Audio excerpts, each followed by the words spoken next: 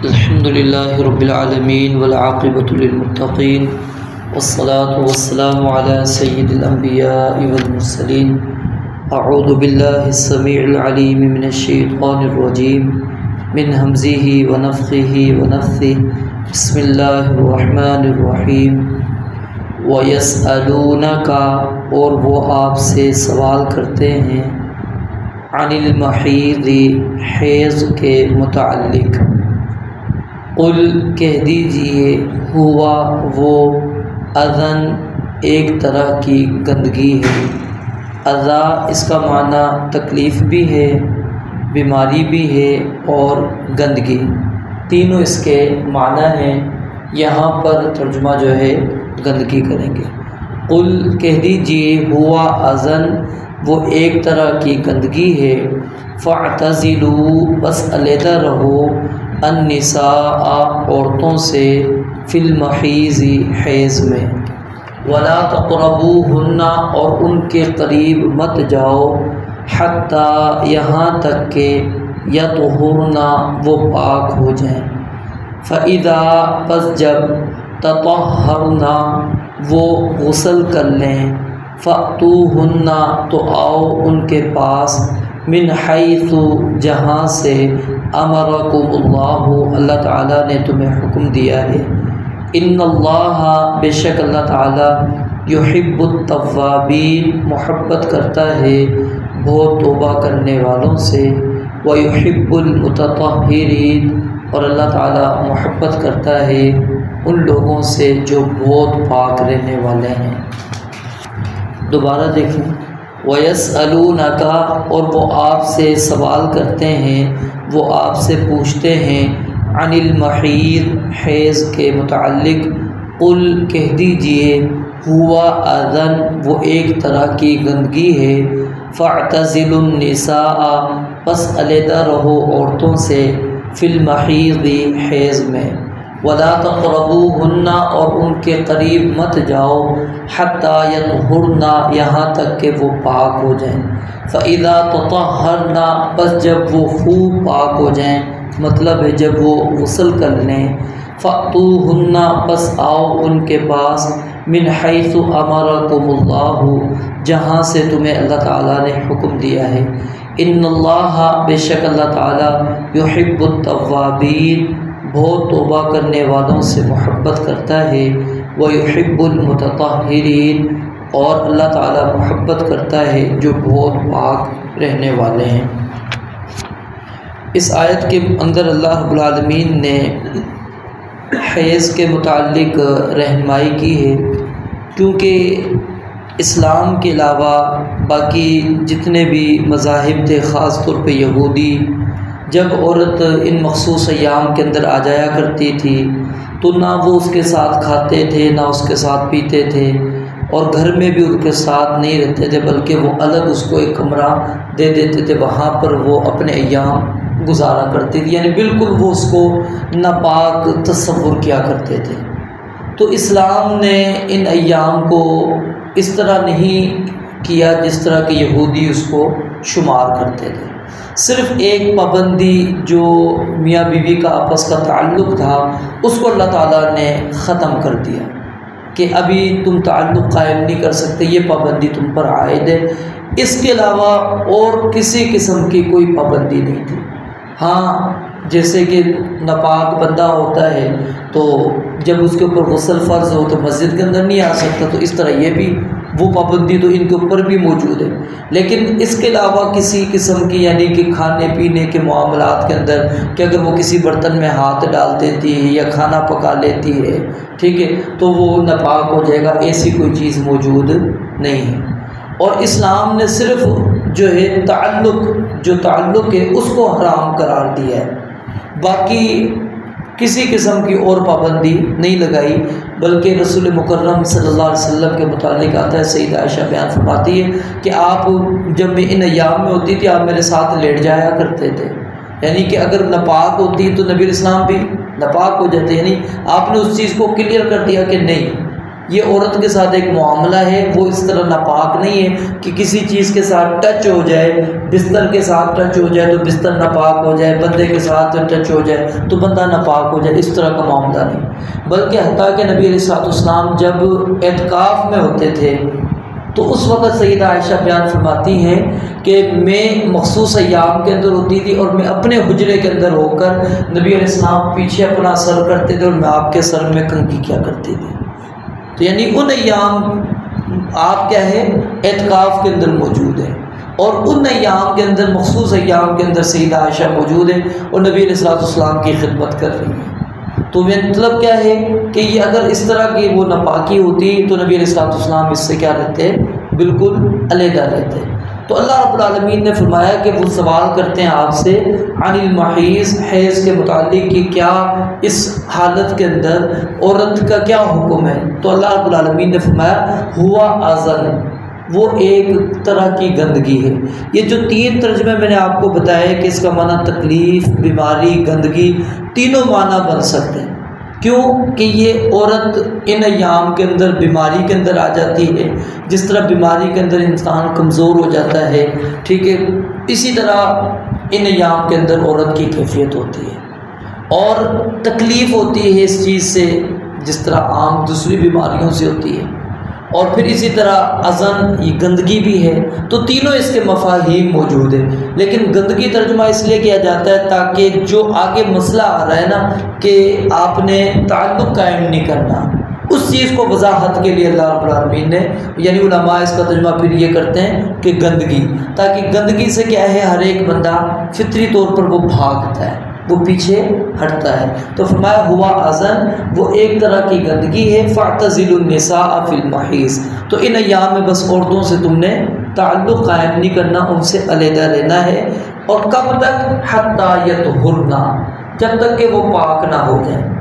یہاں پر یاد رکھیے اگرچہ اس مسئلے میں علماء کا اختلاف ہے کہ ایک تو ہے کہ عورت کے ایام ختم ہو چکے ہیں، ابھی اس نے غسل نہیں کیا، ایام ختم ہو گئے، کیا وہ آپس میں تعلق قائم کر سکتے ہیں یا اس کے لیے غسل کرنا ضروری ہے؟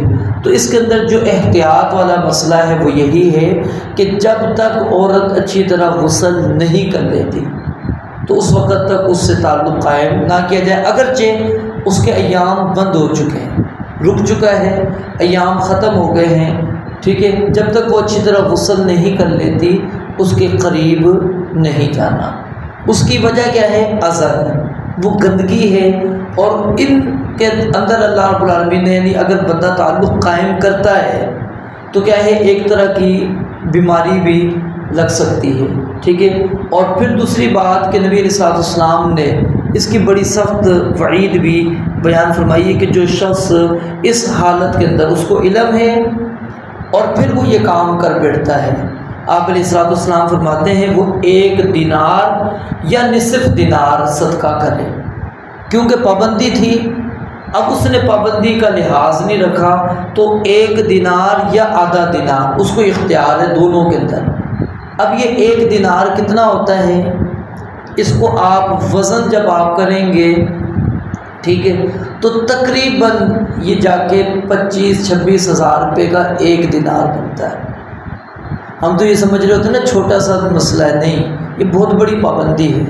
یعنی اگر بندہ ان ایام کے اندر چلا جاتا ہے، ہم زکوٰۃ ادا کرتے ہیں نا، سونے کے لیے نبی علیہ السلام نے کتنے دینار رکھے، ٹھیک ہے، 20 دینار ہیں۔ کتنے دینار ہیں؟ 20 دینار، جس کا وزن وہ ہمارے ہاں 7.5 تولہ یا 7 تولہ بنتا ہے۔ تو آپ اس حساب سے حساب لگا لیں، میں دیکھ نہیں سکا اصل میں وزن اس کا، نہیں تو بتا دیتا آپ کو کلیئر وزن کیا ہے۔ تو یعنی کہ وہ دینار جو نبی علیہ السلام کے دور کا تھا، آج کے دور کا نہیں کہ آپ کویت والوں کا اٹھا لیں یا سعودی والوں کا دینار اٹھا کے کہیں کہ جی اس کا یہ بنتا ہے، نہیں، یہ نبی علیہ السلام کے دور کے اندر جو موجود تھا دینار، اس کا وزن کیا جائے گا، اور اس کے مطابق موجودہ دور میں جب یہ معاملہ پیش آ جائے گا، آپ جائیں گے سنار کے پاس، پوچھیں گے کہ جی آج کا اتنے وزن سونے کی کیا قیمت ہے، وہ آپ کو بتائے گا، اس لحاظ سے وسعت کا ادا کرنا کیا ہے ضروری ہے۔ تو وہ بندہ آدھا بھی دے سکتا ہے اور یا پھر پورا دینار دے سکتا ہے۔ سننے میں تو یہ 1 دینار آدھا معمولی سا لگتا ہے، لیکن میں نے آپ کو بتایا قیمت کے لحاظ سے یہ بہت بڑی ایک قیمت بن جاتی ہے۔ تو یہ کیونکہ اللہ رب العالمین نے پابندی لگائی اور اس بندے نے اس پابندی کو توڑا ہے، تو اس لیے اس کے لیے اوپر لازم ہے صدقہ کرے۔ ہاں کبھی یہ ہوتا ہے کہ پتہ نہیں پڑا، یعنی کہ لا علمی کے اندر معاملہ ہو چکا۔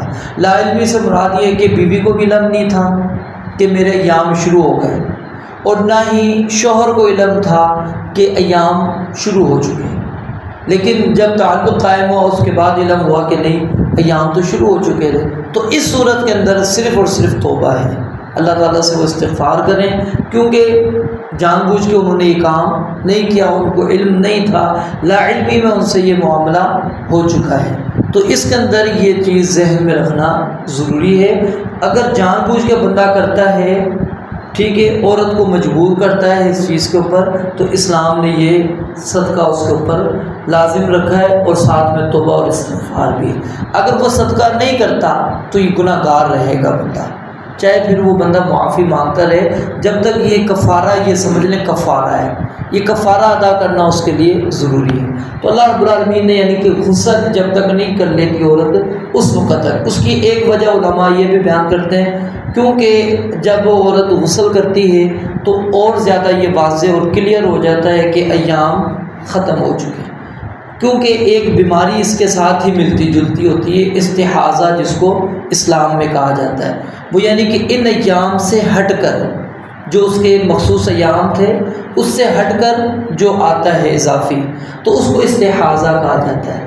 تو یہ کلیئر کرنے کے لیے کہ استحاضہ ہے یا واقعی وہ چیز ہے، حیض کے دنوں کے اندر نماز اللہ تعالیٰ نے بالکل عورت کے اوپر ختم کر دی، روزے رمضان المبارک کے ہیں تو بعد میں اس کی وہ قضا دے گی، اس کی معافی نہیں ہے۔ لیکن اگر وہ بیماری ہے استحاضہ والی تو اس صورت کے اندر وہ نماز بھی پڑھے گی اور روزہ بھی رکھے گی، دونوں کے اندر اس کو رخصت نہیں ہے۔ ہاں البتہ یہ اس کے اندر اسلام نے اس کو تھوڑی سی یعنی کہ آسانی دی ہے کہ وہ دن میں 3 مرتبہ غسل کرے، فجر کی نماز کے لیے الگ غسل کرے، ظہر کو آخر وقت کے اندر لے جائے اور عصر کو ابتدائی وقت میں، تو اس میں ایک ہی غسل کے ذریعے سے دونوں نمازیں پڑھ لے گی، تو ظہر بھی اپنے وقت میں ہو گئی، عصر بھی اپنے وقت میں، اور اسی طرح مغرب اور عشاء، مغرب کو آخر وقت میں پڑھے گی غسل کر کے، مغرب آخری وقت میں ہو جائے گی، عشاء پہلے وقت کے اندر۔ تو یہ بھی ایک طریقہ ہے۔ دوسرا طریقہ، اگر اس کے اندر وہ تکلیف محسوس کرتی ہے تو اسلام نے وضو کا بھی اس کو اجازت دی ہے، پھر اس کے اندر وہ نماز جمع نہیں کرے گی۔ جب وضو کرنا ہے تو ہر وقت ہر نماز کو اپنے وقت میں پڑھے گی، فجر اپنے میں، ظہر ابتدائی میں، عصر اپنے وقت میں ابتدا میں، مغرب بھی اسی طرح، عشاء بھی اسی طرح۔ تو اگر وہ وضو کرتی ہے، یہ دونوں طریقے اس کے اندر اسلام نے یعنی اس کی سہولت کے اعتبار سے رکھیں۔ تو اس کے اندر جہاں پر نبی علیہ السلام کو بھی یہی چیز جب آپ سے معاملہ پوچھا گیا تو آپ نے فرمایا کہ مجھے وہ چیز بس، بلکہ خاتون کو آپ نے جب بتایا، غالباً ان کا نام حمنا کی بہن تھی غالباً، ان کو جب نبی علیہ السلام نے بتایا تو انہوں نے اپنے لیے غسل والے معاملے کو پسند کیا، خود انہوں نے، ٹھیک ہے۔ باقی نبی علیہ السلام نے ان کو دونوں طریقے بتا دیے تھے، انہوں نے کہا مجھے یہ زیادہ پسند ہے کہ میں اس طرح پاک اچھی طرح ہو کر معاملہ اپنا نماز ادا کروں۔ تو بہرحال اس کے اندر اللہ رب العالمین نے عورت کو اجازت دی۔ تو اللہ رب العالمین آگے فرماتے ہیں فَأْتُوهُنَّ مِنْ حَيْثُ أَمَرَكُمُ اللَّهُ، یہ لازم نہیں ہے حکم، امر یہاں پر وجوب کے لیے نہیں ہے، بلکہ یہ پابندی اللہ نے ختم کر دی۔ جیسے جمعے کے لیے ہم آتے ہیں، اللہ تعالیٰ نے کہا جب نماز جمعہ ختم ہو جائے فَانْتَشِرُوا فِي الْأَرْضِ، زمین میں پھیل جاؤ، وَابْتَغُوا مِنْ فَضْلِ اللَّهِ، اور اللہ کا فضل تلاش کرو۔ تو اس آیت کا تقاضا تو یہ ہونا چاہیے کہ پھر ہر بندہ جائے وہ کاروبار کرے، لیکن نہیں، وہ پابندی جو تھی وہ پابندی اللہ نے گویا کہ ختم کر دی۔ یہاں پر بھی یہی معنی ہے کہ لازم نہیں کہ تم نے تعلق اب قائم کرنا ہی کرنا ہے، نہیں، یہ اللہ نے پابندی رکھی تھی، اب پابندی تم سے اٹھا دی ہے، اب تمہاری مرضی ہے۔ پھر آگے فرمایا ان اللہ یحب التوابین، یہ جو دوسرا مفہوم میں نے آپ کو بتایا تھا تطہرنا غسل والا، اس آیت کے اس ٹکڑے سے وَيُحِبُّ الْمُتَطَهِّرِينَ، اس سے علماء استدلال کرتے ہیں کیونکہ تطہر یہ اچھی طرح پاک ہونے کو کہتے ہیں، اور اچھی طرح پاک ہونا کیا ہے کہ وہ غسل وغیرہ کر لیں، کہ اللہ تعالیٰ انتہائی توبہ کرنے والا ہو۔ توبہ کیوں یہاں پر آئی؟ کیونکہ غلطی سے اگر معاملہ انسان نے کر دیا ہے تو وہ اللہ تعالیٰ سے کیا کرے گا؟ توبہ کرے گا، اور جتنی زیادہ توبہ کرے گا اللہ تعالیٰ اس سے محبت کریں گے، کیونکہ اس کو لا علمی میں یہ معاملہ ہو چکا ہے۔ اس کے اندر آپ اس طرح یعنی کہ اس مرد کو بھی جوڑے کو شامل کر سکتے ہیں جن کو اس مسائل کا علم نہیں تھا کہ ہمارے اوپر ان ایام میں پابندی ہوتی ہے۔ اول تو یہ سیکھنے چاہیے، اس کے اندر شرم و حیا والا معاملہ نہیں ہونا چاہیے، یہ ضروری ہیں چیزیں، خود انسان کو جا کے علماء سے پوچھنی چاہیے۔ علماء تو اس لیے نہیں یہ چیزیں بیان کرتے کیونکہ اس کے اندر کچھ ایسی چیزیں ہوتی ہیں، ظاہر ہے وہ اس طرح واضح طور پر نہیں وہ مجلس کے اندر بیان کر پاتے، تو اس لیے ہر بندے کو چاہیے کہ وہ خود، اب تو کتابیں بھی باقاعدہ موجود ہیں اس چیزوں پر، کتابوں کا مطالعہ کریں، احادیث کا مطالعہ کریں، نہیں آتی سمجھ تو علماء سے جا کے پوچھیں، مشورہ کریں، ان سے سوالات کریں کہ یہ مسائل ہیں ہمیں بتائیں، کیونکہ اکثر خواتین بھی وہ ان مسائل سے لا علم ہوتی ہیں۔ وجہ کیا ہے کہ مساجد کے اندر ہم نہیں ان کو آنے دے رہے ہوتے، پابندیاں لگا کے بیٹھے ہوتے ہیں، پھر وہ ٹی ویوں پر وہ جو سنتی ہیں وہ پھر آپ کو پتہ شریعت سے ہٹ کے مسائل ہی زیادہ تر سنتی ہیں، تو وہ چیزیں جو غیر ضروری ہوتی ہیں وہ تو وہ سمجھ جاتی ہیں، جو اصل شریعت کا مسئلہ ہوتا ہے اس کا ان کو علم نہیں ہوتا۔ تو اس لیے ضروری ہوتا ہے کہ شادی سے پہلے خواتین کو خاص طور پہ اپنے مخصوص مسائل کا علم ہونا، بلکہ بلوغت سے پہلے ہی بہتر ہے کہ وہ ان مسائل کو جانیں۔ اسی طرح مرد کے لیے بھی یہ چیزیں لازم ہے، طہارت کے مسائل، غسل کے مسائل، ان چیزوں کو سمجھنا، ان چیزوں کو پڑھنا، تاکہ کسی قسم کی انسان اس کے اندر کوتاہی نہ کرے۔ اور عبادات کی قبولیت کے اندر طہارت بنیادی شرط ہے، اور کہیں پر اگر غلطی سے بندے سے یہ کام ہو جاتا ہے اور اس کو پتہ ہی نہیں وہ بندہ ناپاک ہے تو بتائیں کہ اس کی عبادات کا کیا ہے۔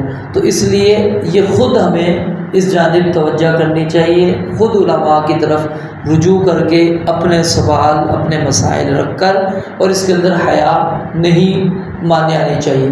عورت آئی تھی ام سلمہ رضی اللہ تعالیٰ عنہ، نبی علیہ السلام سے آ کے سوال کیا، پوچھا، آپ نے بتایا، اور کہا انہوں نے پہلے کہ اللہ تعالیٰ حیا نہیں کرتا، تو کہیں ایسا نہ ہو کہ آپ حیا کر بیٹھیں اور مجھے بتائیں نا مسئلہ، آپ مجھے مسئلہ بتائیں، میرے ساتھ یہ معاملہ ہے۔ آپ نے پھر ان کو مسئلہ بتایا۔